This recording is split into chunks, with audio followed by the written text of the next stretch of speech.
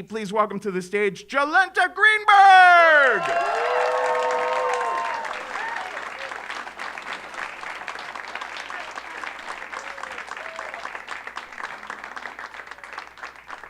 I got lost back there. I have to say, Kevin, not only is it Bill Cosby is a monster and we can acknowledge a day, but I think it's just Justice Week because they also found the Golden State Killer. Right? Been waiting for this forever. The story is not about true crime, though. That's not why we're here. So, we can all agree, I think, that tweens are garbage. Like, they're garbage people. Like, think of yourself at 11 and go like, was I kind of a piece of trash? I was definitely. When I was 11, this is what I was about. I was really into my pet rats. I was really into researching facts about orca whales, and I was like very, very passionate about my new business, which was a hemp jewelry making company. Like, I sucked. Like, I would never hang out with 11-year-old me. Which also happened to 11-year-old me. I didn't have many friends. I was an only child. I didn't play sports. And when you're at that age, a tween, you still kind of only have kid friends, you know, the ones that are like on the soccer team with you or in your chess club or your moms work out together, you know? Like, they aren't like friends you pick. They're just situational kid friends. And I didn't even have any of those. So I was just like thirsty as fuck for friendship. So I came up with a plan as a tween, and it was great. I decided I was gonna volunteer to write the class play, and whoever else volunteered with me was gonna be my BFF because we clearly shared a love of the theater. So the day arrives in 5th grade, a few months into the school year, and our teacher says it's time to start working on the play. And before she can even say the word play, I'm the first one with my hand up, like it's gonna happen. I'm gonna be the first to be called on. She calls on me, and everyone starts looking around. Who else is raising their hand? I scan the room. There's only one person with their hand up, and it is this girl named Liz. And before I can do one of those oh no, I was just yawning. No, I didn't mean to have my hand up. Our teacher's like, Jolenta and Liz, congrats, our playwrights. Bye, go get to work. So I'm stuck. Now, I don't love Liz. I don't get Liz. Liz is half wasp and half Chinese American royalty. Her mom was the first Asian American Rose Queen in Oregon, which is a huge fucking deal. They're just this old, famous family where I'm from, and she jumped ponies, but she also played hockey on a boys' hockey team.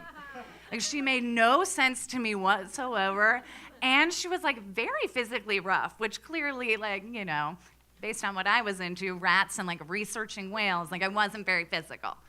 Did not like her. And I'm sure she probably didn't like me. I bet I came off as, your average loner, shut-in, only child. It was a mystery. But we had a job to do, and we took it seriously.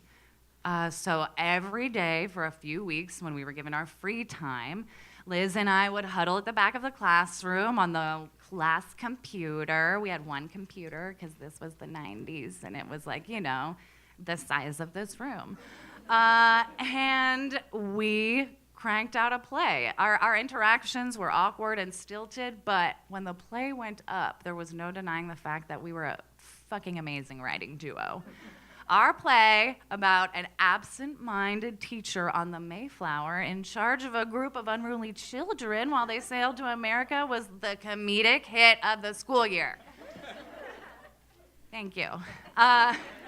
After the play closed, I was on the playground one day, and Liz came up to me out of nowhere, and Liz and I parted ways. Our job was done. We didn't like the same things. We were two weirdos, but very different kind of weirdos. But she comes up to me and she goes, I have an idea. And she has this grin and these like insane wide eyes that I know from writing with her means she will not take no for an answer, and I'm gonna do what she says. She says, "We have to write a movie." And I was like, shit, this bitch is smart. Yes. Our play was such a success, like we would be doing the world a disservice if we did not immediately write a movie. She was right. So we decided since it was a big task, we would start working on our film the first day of summer vacation. First day comes, we set up an office in her lower bunk. We write, we storyboard, we make shot lists, we make, tripods out of chairs. We crush it, and we crank out a film called The Schwimmer Warlock Project. Now, I don't know if you can tell, but Liz and I were very original and very creative, and we decided to make a movie that was just the combination of the #1 television show at the time and the #1 movie at the time. So we used David Schwimmer, his name, an actor from Friends, and just made a warlock project for him. So we had not seen the Blair Witch Project because we were 11 and that shit was scary. So our movie ended up just being a shot-for-shot recreation of the trailer for the Blair Witch Project. But any reference to a witch was swapped out with a reference to David Schwimmer. So when I say it out loud, like it sounds very stupid, but in the moment it was genius. So we spent weeks running around my backyard, which was small but forested because we were in Oregon and had a creek. Like it looked like it could have been a haunted forest. And we'd run around and we would find stick dolls hanging from the trees, but those stick dolls had little printed out pictures of David Schwimmer's face taped onto them. Or one night, we stayed up really late to film the classic crying, snotting, I'm so scared scene, and we huddled under a blanket, and we, forced ourselves to cry and drip snot, and we would go, I'm so scared. I'm so scared of Ross. Thank you. So, halfway through the summer, it was time for our movie premiere. We went over to my house. My parents set up the living room like a movie theater. All of the parents sat in the back row on the couch, and us, the filmmakers, got to sit in the front row, which was the floor with a blanket. My dad hooks the camcorder up to the VCR. We lower the lights, and our previews start playing because, again, we were fucking professionals. So we also made previews for our film. On the screen, there's a title card that says, Unibrow. Cut to Liz, sitting in a cardboard box in my parents' unfinished basement with a large unibrow drawn onto her head with a marker. She looks directly into the camera and just goes, hello, my name's Unibrow, and I live in a box. As the trailer fades to black, Liz and I are weeping. We are laughing so hard. Like when you're a garbage tween, like a unibrow plus cardboard box, like fucking genius. We look back at our parents and they're a little skeptical. They're like, was that racist? I don't know. And it made us a little sad. God, those poor idiots, don't know what's funny. Our next preview starts. It is called 00 Loser. Again, as I'm saying these out loud in front of other people, it's really hitting me, just how fucking dumb we are. 00 Loser was our James Bond spoof. It opens on me standing at the top of the unfinished basement stairs in a black mini skirt that's very tight. It's more of a long, tight belt. I'm wearing platform shoes that are about 6 inches high from a year ago when I was a disco dancer for Halloween. a blonde wig, and a neon pink tube top with water balloons stuffed in to, have the appearance of breasts. I'm holding a water gun backwards, so it's pointing into my face. I yell, "Freeze right there," and then fall down the entire flight of stairs. In the next shot of the trailer, I am just in a bathing suit running down my block, bumping into every parked car, sort of like a pinball. And then it just fades to black. Again, we are fucking hysterical. There is chocolate milk shooting out of our noses. I'm about to pee my pants. We're fucking geniuses. Like, this is up there with Austin Powers, we think. And I don't even look back, but just from behind in the back row of our theater, I can hear my mom just drain her glass of wine and go, "Jesus, she went outside like that?" So before I tell you about our last preview, I need to pause and remind you that I started this story by saying tweens are garbage. I was no exception. Just remember that. Now we're back in. So, third preview. Liz and I decided we needed to throw in a period piece. We needed our Oscar contender. So, the last thing we studied in history was the Holocaust. We ran with it. God damn it. Again, when you say it out loud. So, I don't remember the title of this film, sadly. The screen is black, except for a beam of light from a flashlight. And you can see the railings of my parents' deck in the nighttime.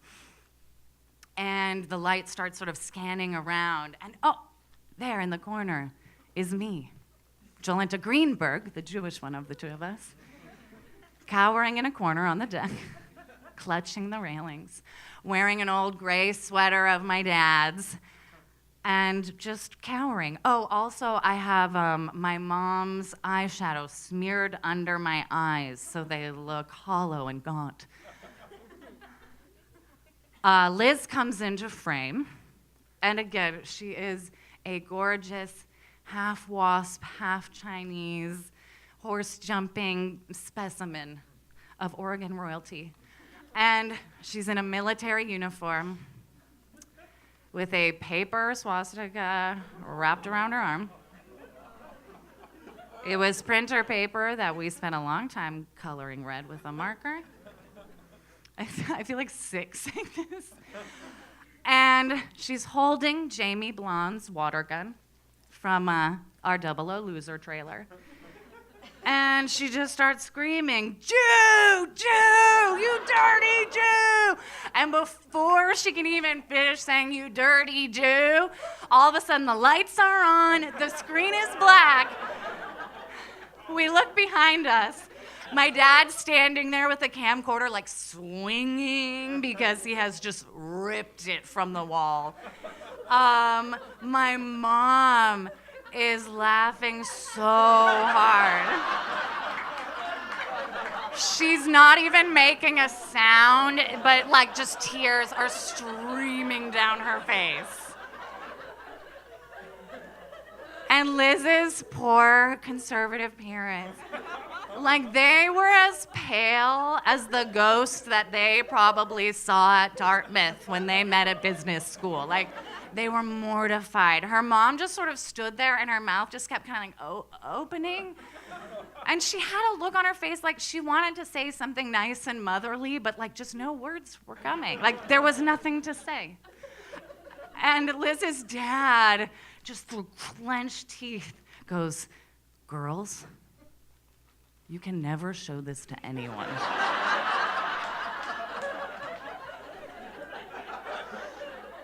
And we don't even get to the movie.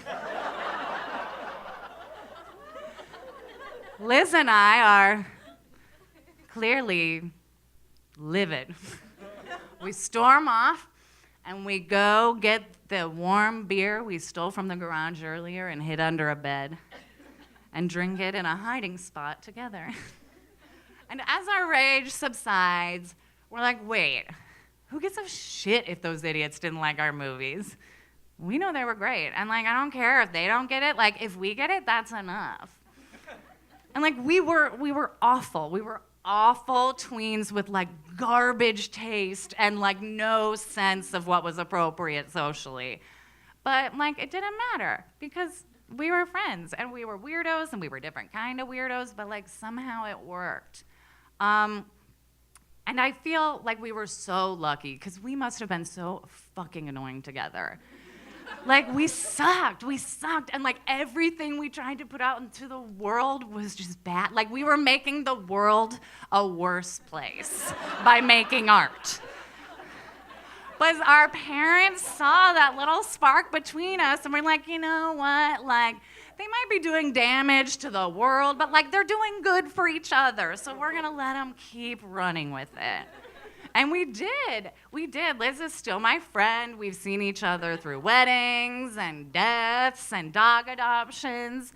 And she reminded me, she was in town a few weeks ago and we had brunch, because of course. But she reminded me of the project we did after the Schwimmer Warlock project.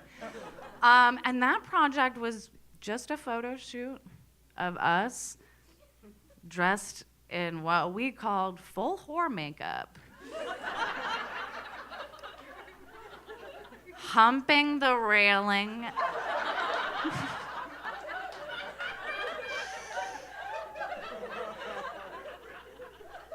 Humping the railing of my parents' entryway. Thank you.